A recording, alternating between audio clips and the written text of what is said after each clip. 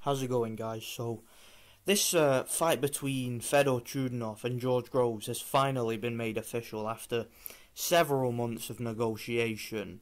It's going to be taking place on the undercard of the Kell Brook Errol Spence fight that's taking place in Bramall Lane, Sheffield.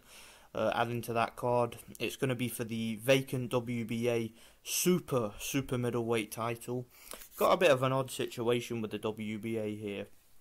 The title was vacated by Felix Sturm last year, and then Tyrone Zoiger went on to pick up the regular version of the title. These two are going to be fighting for the super title. I know it's confusing as fuck, but you know, hey, that's boxing. Now, let's talk about Fedor Chudinov for a second. Now, I've been watching Fedor Chudinov for a while. He's been out of the ring for over a year. The last time he fought was back in February last year, and it was a majority decision defeat to Felix Sturm. I did a prediction video and a post-fight video for that fight, actually the week that I made my channel, so I remember that quite clearly. And yeah, it was a competitive fight.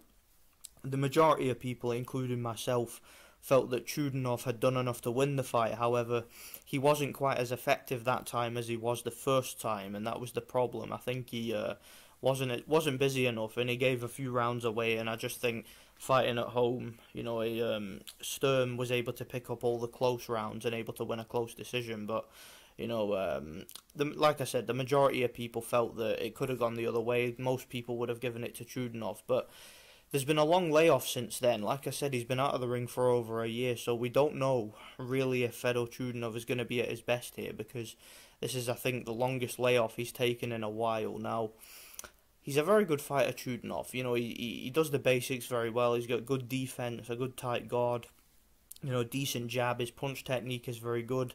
If you look at the first fight with Felix Sturm, for example, I mean, it was very much a technical fight between two very good, very conventional boxers, and the difference in the fight was, of course, the youth and energy of Chudinov. He was obviously able to be far more effective with that style because he was able to keep it up for longer. But I think he's a very good fighter, Chudinov, and he's good on the road too. I mean, he travelled over to the UK to fight Frank Buglioni, who was a big, powerful guy who was one of Frank Warren's fighters at the time, and he beat Buglioni in his backyard and beat him soundly as well, you know, completely outboxed him. So, you know, obviously, travelling to the UK, I don't think is going to be much of an issue for him.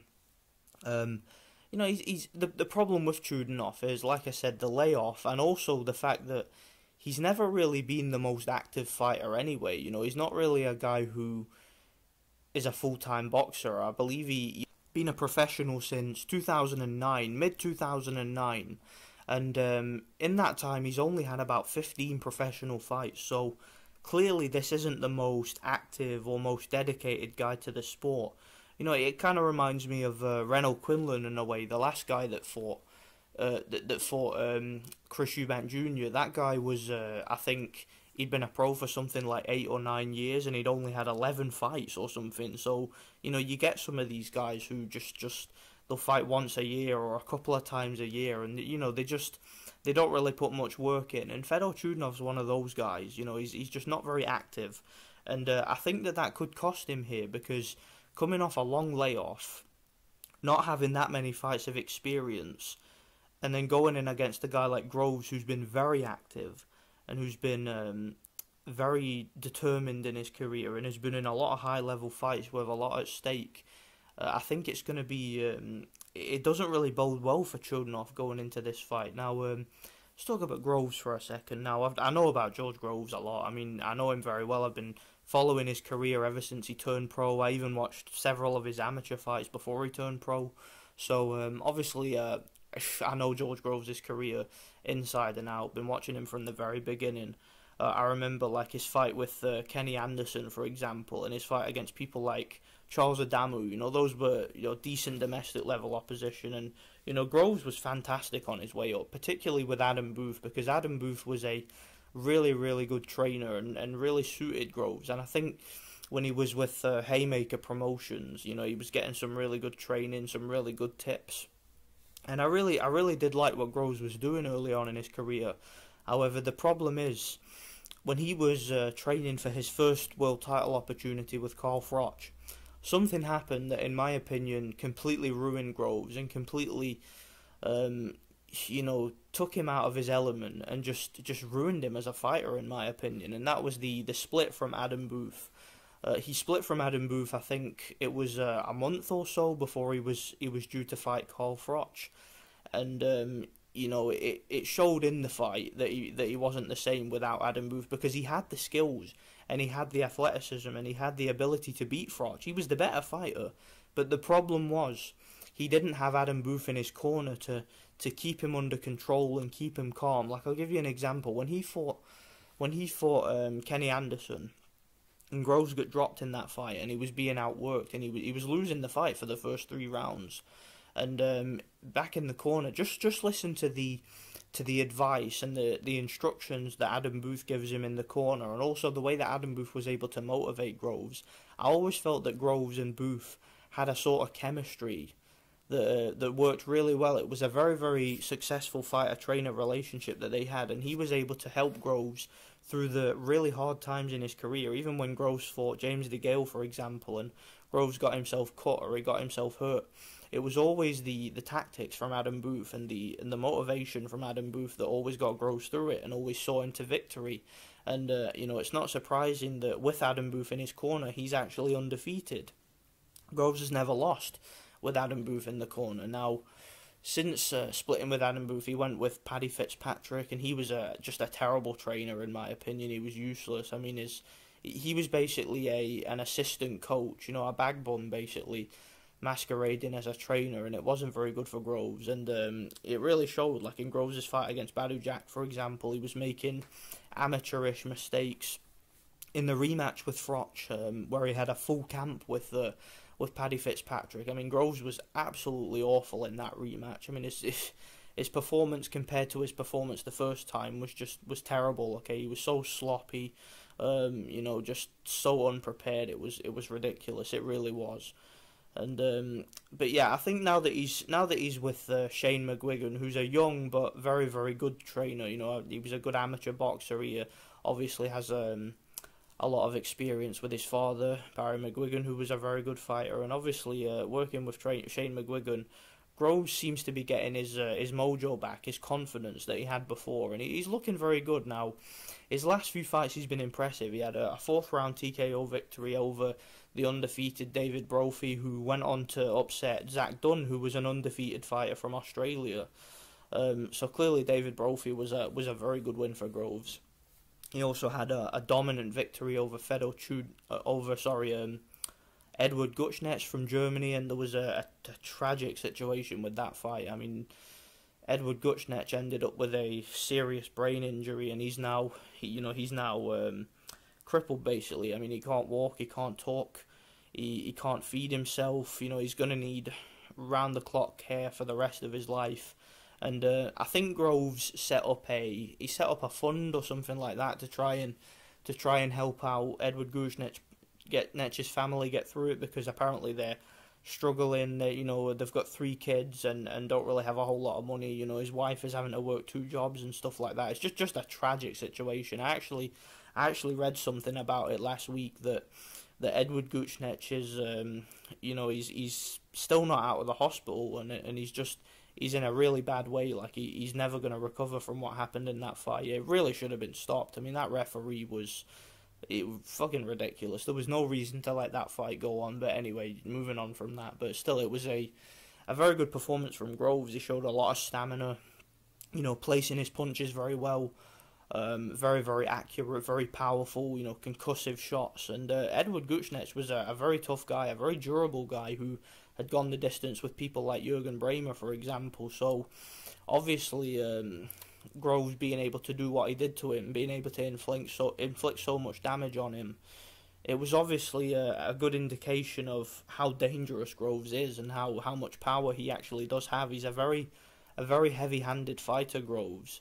And he's very quick too, so he's very dangerous in there. Now, the problems with Groves, the things that he's been criticised for in the past, one, he's got quite leaky defence. He tends to drop his hands when it's quite inconvenient to do so, like in the rematch with Froch, for example. I mean, what on earth is Groves doing? putting his hands down and backing up onto the ropes voluntarily. I mean, he was begging to be hit with that right hand. I mean, did he not know that Carl Froch had a concussive overhand right? I mean, he's sparred with Carl Froch several times before, so you would think that Groves would be more tactically prepared than he was in that fight for a fighter like Froch. But I just think it was the split from Booth that led to those kind of mistakes. But anyway, he's still making a few mistakes. Like in his fight against Martin Murray, for example, he didn't look too great in that fight. He got himself cut and he was getting hit with jabs at times. But, you know, Martin Murray's a decent fighter. He's a good boxer. He's accurate. He's fundamentally sound. So, you know, I expected it to be competitive. But Groves, you know, he like I said, he was making some of his old mistakes that he was making with Paddy Fitzpatrick. And that's a few of the things he's been criticised for. Another thing he's been criticised for is his lack of ability to dig deep. You know, a lot of people don't think he really has that dog in him. Like, you know, when Carl Froch was taking him into deep waters in the first fight, for example, a lot of people think that Groves was tiring. A lot of people think that, you know, he really wouldn't have been able to put his foot on the gas and finish the fight strongly.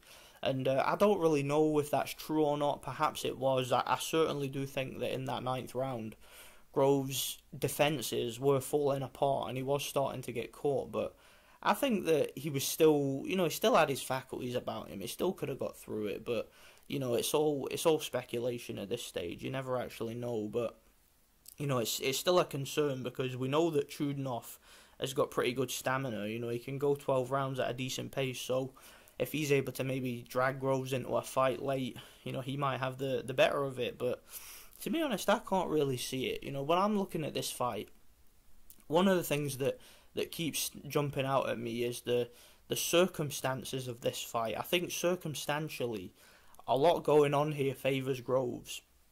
For example, the fight's going to be in the UK.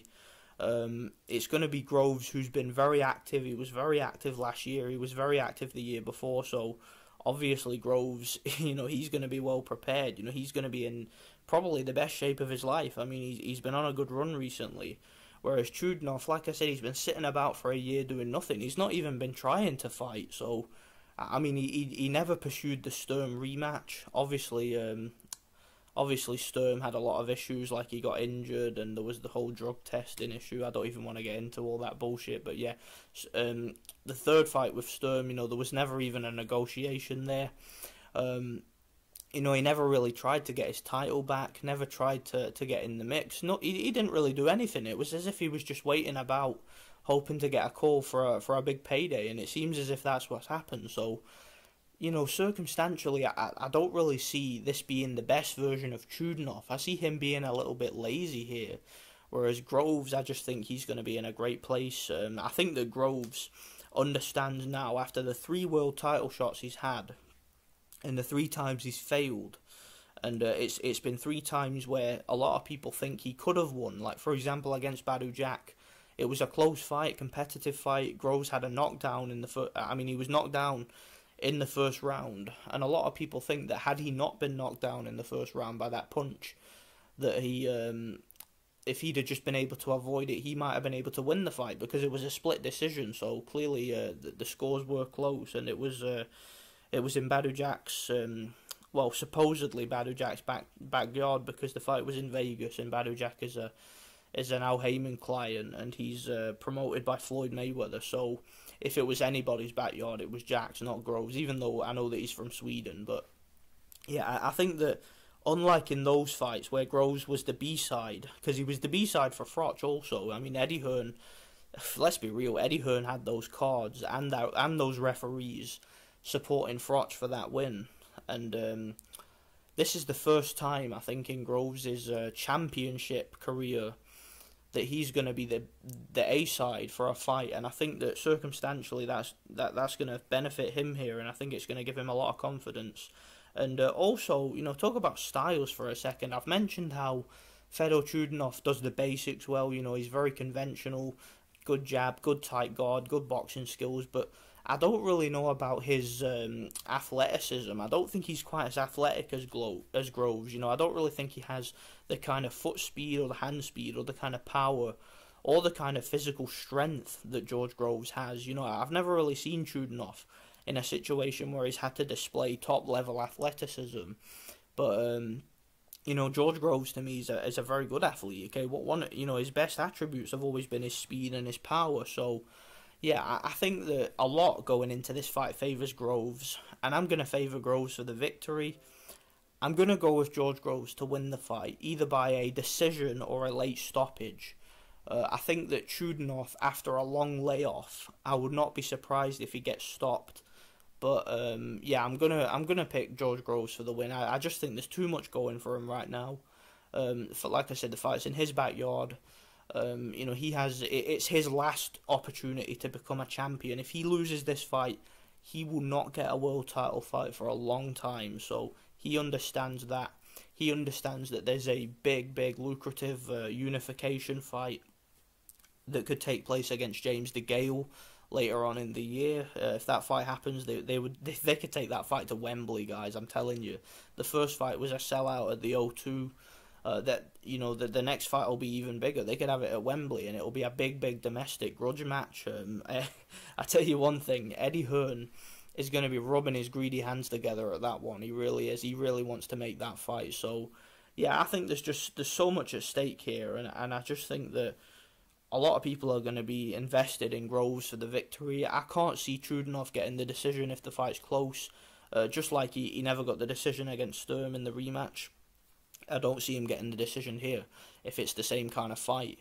And, Felix Sturm was past his prime, years past his prime, whereas Groves, I think, with the preparation and the support he's going to have here, I think he's probably going to be in the best place. So this could very well be a prime George Groves in this fight. Now, I think that Groves is going to win. I think a stoppage is possible, mostly because of the layoff, but I think I'm going to go with a decision. I think that's the most likely outcome, a unanimous decision.